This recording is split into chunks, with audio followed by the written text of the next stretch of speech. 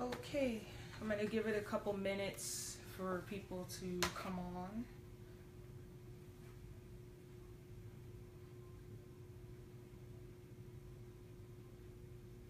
Let's see here.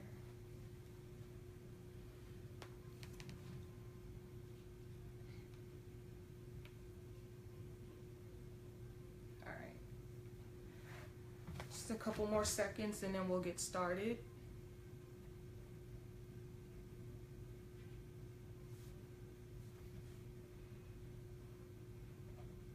All right, so hey Team DSF, this is your girl Tanaya-Marcia Silhouette, and this is your Team DSF weekly business training, and I have a guest presenter with me, Mr. Will Smith, CEO of Nappy Blueprint, and this is part 2 of our Q&A session. So last week I did a Q&A session based on a lot of the questions that you all sent into me, and we got so many questions sent in that I wasn't able to answer all of them last week. So I told you I would do a part 2 so that we can get through the rest of the questions that were sent in. And if for any reason you have questions that pop up in your head during this live stream, just type them into the comments, and if I see them in time, I'll answer them.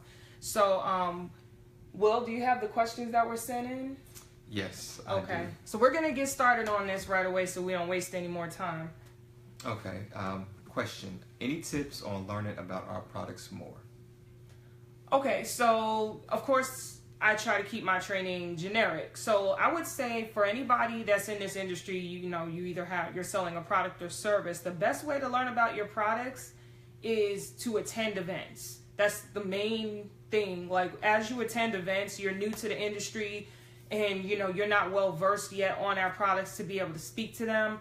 Definitely attend events, attend local home meetings that are being hosted in your area. You should be hosting your own as well, but bring prospects to other meetings.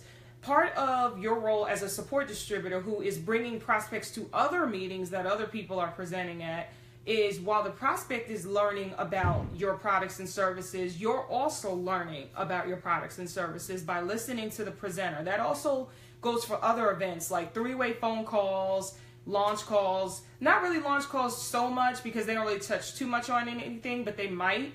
But definitely the traditional three-way phone calls and your home meetings, when the presenter is explaining what the products and services are that your company sells, you should be listening, both, like I said, when you're hosting events as well as when you're attending as a support distributor. Another way to learn is to go on your replicated website. Most network marketing companies have a website that they create or develop for you, and if they don't, go to your corporate website, read up on the products, research them, look up, what makes them unique for your company versus your competition. Ask your upline and your mentor, what did they look for? What did they research when they were trying to educate themselves on your products? And that's a good question that was asked, because when you become an advisor, you need to know that. You need to be able to answer direct questions that prospects have about your products and your services. And if you're not educated on that, you just refer them to somebody else who is. But as an advisor, you should be the one educated on that, because you're going to be the one that other people refer to the prospects to answer those questions. You're the one that's supposed to be the third party who is knowledgeable on that. And it takes time, which is why we recommend always using the CTE and using third parties, so that you have the time to learn what it is your products and services are. That way it's an on the job process. So that's the best way I would say, is to go to home meetings, attend events, and to look at the tools that are available, including your websites and brochures and things like that explain what your products and services are. Okay, sounds good. All right, next question. What tools should we send to prospects? Okay, so that kind of adds to the last question. Your company, like I said, it has a corporate website, which usually has an explanation on your opportunity, your compensation plan. So the company website is good. Now, if you are given a replicated website, use that instead, because it'll link directly to your business website. So if they decide they want to purchase something, they have your website right there. Now, depending on what you're selling in your business, you might want to use like any videos that are out there on your company. Most companies have like YouTube videos or Vimeo videos. Videos are good because not only are they it's not just them reading something. Some people like to see someone explain to them what it is that you guys are offering, especially when you go into the details of like compensation and how that works. It's better to just show a video if you're sending out tools to people. Another thing is if your company offers like pamphlets or magazines or like printouts that you can print from your website that you can send to prospects so they can take them with them to read. If maybe they don't have internet access where they're going, they can, like, you know, if they're taking the bus or taking the train or they're at work or something, they could just grab that and read that while they're, you know, in transit or whatever, you know. So just get with your company and find out what tools they have available. Usually when you get your business pack, when you first join your business, they send you those tools like printouts and stuff like that that you can share with your prospects. So just find out what's in your pack and what's on your replicated website. And like I said, if you don't have a replicated website, just use the corporate website. And check YouTube and Vimeo. But make sure when you go on YouTube and Vimeo that the videos that you're sending out are actual official videos from the company that are approved. There's a lot of distributors in the industry that will create their own videos. Make sure whatever tools that you're sending out are approved by your upline and your mentor, and they're vetted, so you're not sending out wrong information. So that's where I would start. Okay, sounds good. Next question. Any tips on branding? That's actually a whole nother training in itself. But I would say, well, here's what I'll say, because you know, we all want to create our own brand. We should. You know, in addition to the company that we are, we want to attract business partners to us in particular, not just our company. And so the best way to brand yourself, because it's very overwhelming and you might not know where to start, is to, like one of my mentors, Rachel Jackson, said, find someone who's already branded and follow what they do.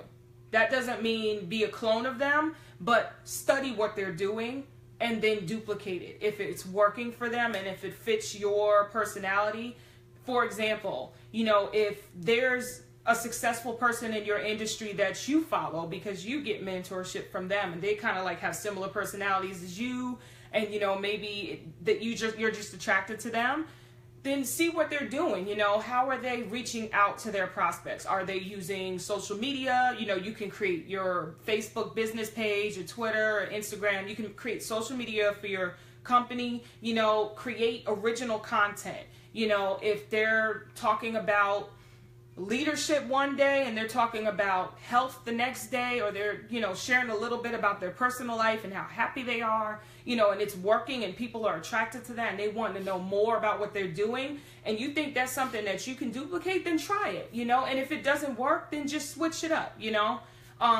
Social media is the best way to see how well you can do. YouTube, like I said, Facebook, all those things are free, so it's good for you to test them out. But you have to make sure that what you're doing is original. That doesn't mean that you have to sit there and try to figure out what to talk about. Talk about what makes you happy.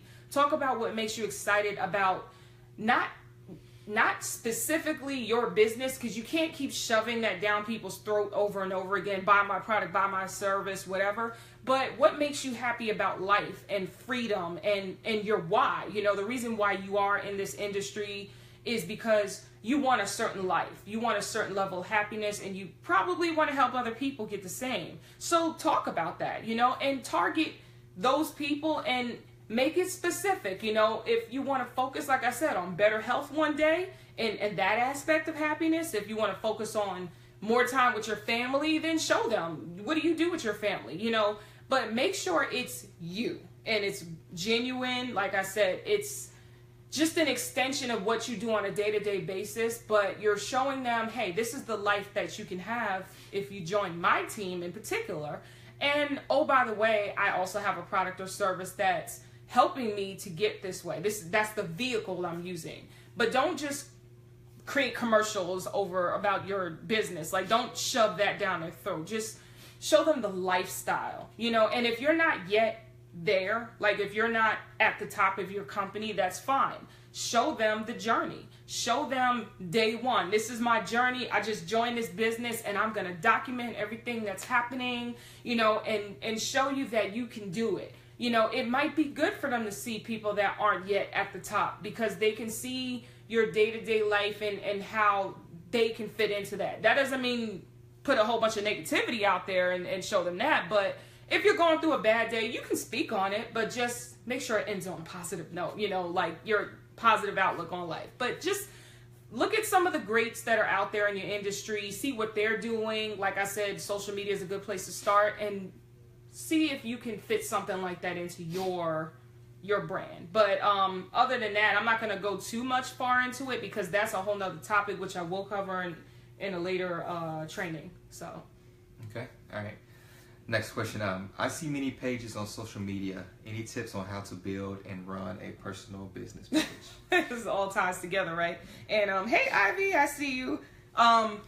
So like I said, social media is a great place to start when building your brand. I would say follow the ones that have the most followers, and that are having not just the most followers in your industry, but that have a lot of interaction with their fans. Okay, that is important, because they're attracting people to the point where not only are they on their page and they like their page and they're following their page, but they're actually engaging them, and they're getting responses back, they're getting feedback.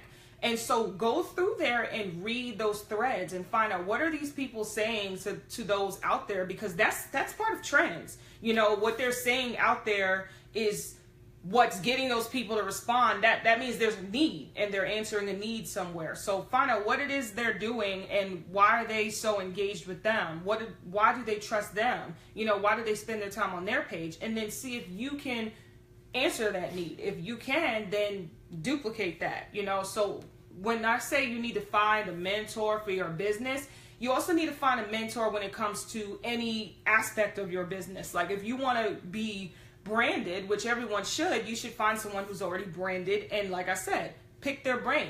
Most of these network marketing greats that are out there and that are on social media have the option, they've offered the option to mentor people. It might cost money, you know, if that's something you want to invest in as part of your education for this industry, it's a good investment, you know, it should be. If not, like I said, just stalk their page. That's free, you know, become a follower of their page and just read, you know, and then if you feel like later you want to reach out to them, then do so. But that's the best way to start when it comes to social media. And that, like I said, that different social medias, they vary. You can follow the same person on Facebook and Instagram, but the way they interact on Facebook might be different than how they interact on Instagram. And that also has something to do with the platforms themselves, because they operate a little bit differently, especially like with Twitter and YouTube. So see what they're doing on each of those different platforms and see if you can incorporate that into your life. Cool. All right. Next question here is, what was your first year in this industry like? It was crazy. it was, I'm not gonna say it was horrible. It was, I created a lot of struggle for myself. So my first year, I've only been in this a little over 2 years now, and my first year I had a crazy why, you know, and if you've watched my videos and my live streams and me doing presentations, you know my why. And so I joined this business wanting change, you know, and I was like, I am like, at the end, I need to do something different. I need to get out of my crazy financial situation and just get my financial time freedom, blah, blah, blah, blah, blah. So I joined, you know, and then right when I did that, more stuff happened to me, like more negativity, more life happening piled onto me. And as soon as that happened, I just was like, oh, I can't take this. I'm done. I didn't quit the business, but I was frustrated. So I didn't plug into weekly conference calls and trainings. We had a major corporate event coming up in San Antonio, and I said, I am not going to that, because I just spent mortgage money and borrowed money to get into this business, and now you want me to spend money on training in San Antonio, and I live in Tampa, Florida? No, I'm not going. I don't have money for that. And so I just shut that down from the jump. I didn't go, and I was sharing this opportunity with people. I was getting rejected, and I just was like, I'm done. You know, I'm not quitting, but I'm taking a step back. And so I just got frustrated, and I blamed myself, but I also just crawled into this woe is me type of attitude. And so long story short, when my mentors, they came back from that training, they were like, oh, this was amazing. It really opened my eyes, and I'm excited, and you should have came, and we want to share everything we learned. And I was like, yeah, whatever. You're just saying that because I didn't go. You're trying to make me feel bad. And even when they were trying to share like notes with me and like lessons they learned from there, I didn't want to hear it because I just felt like they were really exaggerating everything and they were just like too happy. And I didn't want to be around happy people. I wanted to just sulk in my negativity. And so I started ignoring their phone calls, and, you know, they didn't quit on me. You know what they did though? They fell back and they stopped talking to me about the business. And once in a while they would call me. I wouldn't answer. And then they would text me and say, hey, I just want to know how you're doing. You know, and they just kept it like that. And I would respond. And I'm like, whatever, I'm good. And then it wasn't until I would say like maybe 6 months in to that negativity, a guy that joined the same company under the same enroller I did, he passed me up in rank. He started enrolling like his whole family. And I was like, yo, and you know, so they were in like on Facebook, like, we want to congratulate so-and-so for rank advancing and da-da-da-da. And I was so pissed. I was so jealous because I knew him and I was happy for him and his family, but I was jealous because I'm a very competitive person. And I was like, man, I joined before him and he already passed me up in rank and he just got in. What is going on? You know, so I called him and I said, hey, you know, congratulations, but I got to be real with you because I'm real. I'm a little jealous. So because I'm jealous and I'm not used to being jealous, I want to know what it is that you're doing that I'm not doing or that I'm doing wrong so that I can get where you're at. And he was like, okay. And so I met him at a Starbucks later and he trained me. And he said, this is what you're doing wrong. Blah, blah, blah. You ain't talking to enough people. And then the people you are talking to, you know, you're probably like pushing them away because you're in a negative mindset. I get it. Tell you why, but you still gotta be happy. You know, you gotta show them that there's like some kind of way out of this situation, you know. And he just drilled me. And I'm a Marine and he's a Marine as well. And so he came at me Marine Corps style, you know, like when I tell you I have thick skin, like he ripped me to shreds, right? So I was like, okay. He was blunt and I appreciated that. And that's when I realized I was making my life harder for me. And I joined the business and completely forgot everything that I was taught and the reason why I was doing this. Because the reason why I was doing this was so in my face that I was using it as an excuse to not do the business. I just wanted sympathy. And so my first year, that me not attending that one event and going into that negative mindset pushed me back a whole year. I only enrolled one person and he quit like 30 days after I enrolled him. So after that, like I said, 6 months in, I started to follow the system, listen to my mentors, get plugged into training, and I started planting seeds with prospects. A year later, like a year since I joined, I started enrolling people every month, new people every month. And it was like domino effect because finally I was doing it the right way and I was talking to the right people and I was talking to more people. And I was finally getting results. But it took me getting out of my own head and using my why the proper way, which is to fuel me to do better instead of to, you know, hold myself and wallow in self-pity, you know. But I was thinking to myself, imagine if I would have done that from the jump, I probably would have been further along than I am now. So my first year was rough. It was definitely a learning stage for me, and I don't wish that on anybody. But if it does happen to you, it's going to make you definitely a better person. So that was my first year. Okay. All right. Next question. Inviting is easy for me, but getting prospects to third party has been hard. Any tips? Yes. That depends on why you're not getting them to third party. So I've found that sometimes it's hard to get people to third party because you've already told them everything. If you're telling too much in the invite, then there's no reason for them to want to learn more because they feel like they've already learned everything. And a lot of times, you know, especially, well, it's kind of like new people do it because they don't know any better. And they might come from an industry where they're used to being subject matter experts. But I also find that sometimes we forget when we get more well-versed and we become a leader in a company that we're so used to spitting the information out that we want to just tell everything.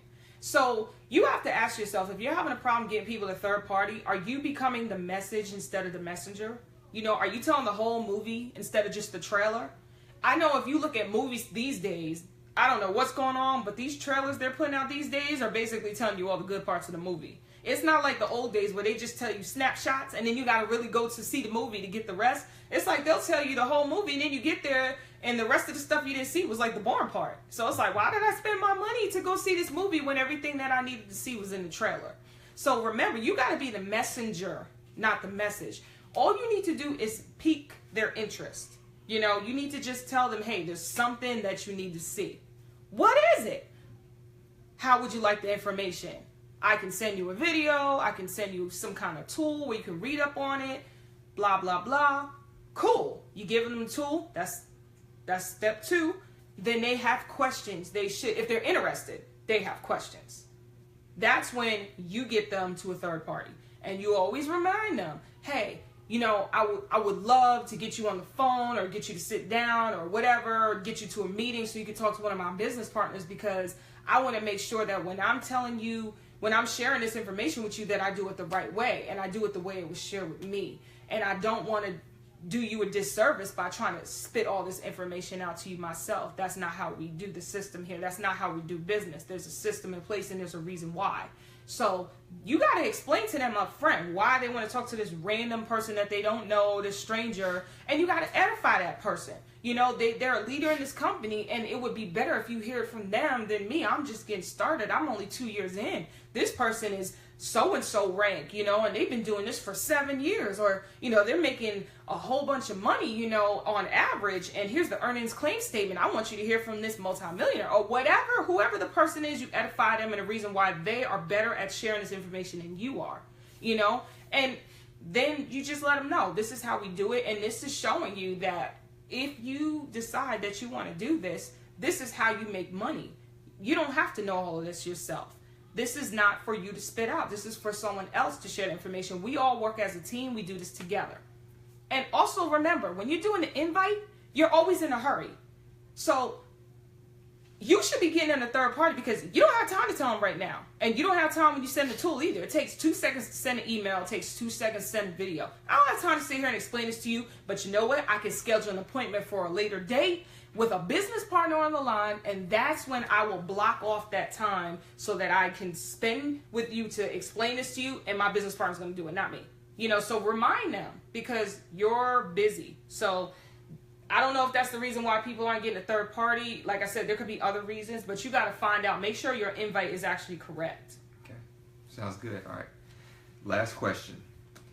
How do you stay motivated in the company? Staying plugged in. Like I said, you know, with my first year in this industry was rough, and I found that me missing calls and missing events and stuff put me in my own world. But when you stay around positive people, you know, if you're new to this industry, you might think it's a pep rally, you might think it's fake, but what I found is that when you're in the right company and you're with people that actually care, sometimes you need to just suck it up and get out of your own head, go to these events, stay plugged in, and listen to other people's stories. They might be saying some things that you can relate to, and just remember that, hey, we all have a why and we're all doing this together. When you do that, it reinforces your belief. It makes your belief stronger, and it shows you you're not alone. We're all together as a team, and you know, if you need help with something, there's probably somebody out there that can help you, because look, they've gotten through their struggle and they're walking proof that they're successful. So go reach out to them. Talk to your mentor, your upline. Remember, always complain up, never down. Don't ever talk to your downline about negativity. You know, if you are stressed out and you need some motivation, talk to your upline. You know, use them as your therapist. I have therapists in my industry, in my company that I vent to when I'm pissed off about something, especially when I'm pissed off about something related to the company or related to the business. I vent up and I say, man, I'm upset about this. Am I tripping or am I legit? Like, do I have a legitimate concern? And they tell me, you know? And so I would say stay plugged in, read, you know, meditate, get with your spiritual connection that you might have, and if you're not a spiritual person, meditate, or just like I said, talk to somebody that makes you happy. But always do something, set aside time every day to do something that makes you happy and do something positive. Find a hobby that makes you happy. You know, spend time with the people that you love. Don't shut them out because you're doing this business. Include them in it. Just make everything fun. Understand that this business is a lifestyle. You know, you're here to make money because of the lifestyle you want to have, not just to be a greedy person that just wants a bunch of money. And if you do just want to be a greedy person that wants a bunch of money, well then find happiness in money. Look up people that have money and find your happiness in that, learning about them and following what they do. Whatever it is that makes you happy and keeps you centered, find that. Make sure that you're plugged into that every day, as well as what's going on in your business. That's the best way to stay positive and motivated. But don't ever shut the business out, because then you just put that money into this thing for nothing. Sounds good. Okay. Were there any other questions, or do you have anything else? No, I have nothing. That was pretty much it from my end, from all the questions that we received from everyone out there. So. Okay, and I see Glenn and China and Rhonda and Faison. How y'all doing? Well, I thank you all for getting on this training, and if you guys have any more questions, keep sending them in. We'll do another session soon, so we'll just keep compiling all these questions. And this is your girl, Tanaya-Marcia Silhouette, and my business partner, Mr. Will Smith, CEO of Nappy Blueprint, and this is your Team DSF Weekly Business Training. Peace.